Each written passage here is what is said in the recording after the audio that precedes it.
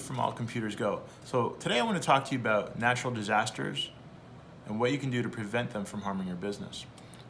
For example, Hurricane Sandy in 2012 put a lot of companies on hold. One of our clients used to belong to a group of 25 consultants that were insurance consultants. And he had branched off maybe a year or two before that. And we had set up his office for him.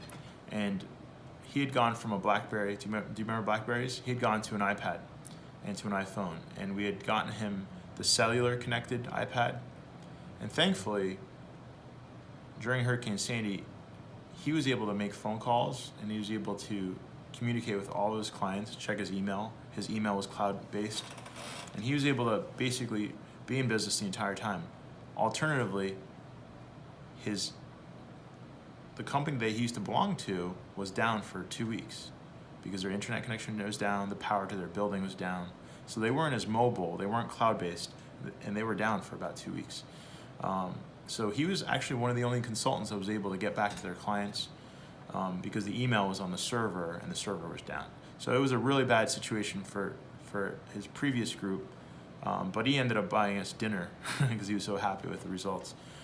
So as far as when it comes to things like natural disasters, what can you do to protect your business, and what can you do to maintain continuity, business continuity, while everything else is possibly down?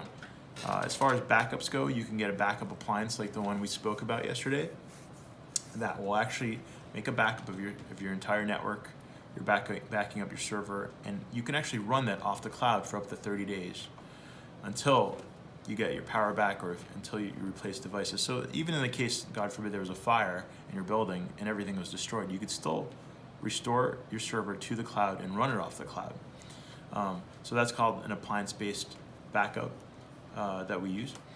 There are other things too that you can protect. So for example, if you have regular internet at the house and the internet goes down, you can get cellular backup internet. So now, if it gets to a point where the cellular backup isn't available because the towers are down as well and the batteries run out, then the third alternative is to have a location like a co-location space, as far as like companies that let you host servers.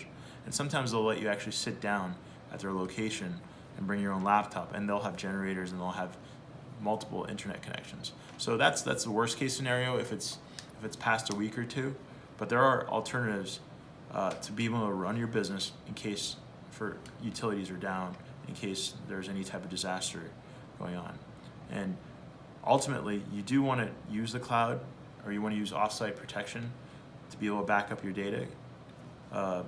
You can also have your data backed up in different parts of the country or different parts of the world, so that if one location in the world does get attacked in some way, that you still have your data in another location. So we can talk more about this. Feel free to drop a line over here and feel free to share it. Thank you so much.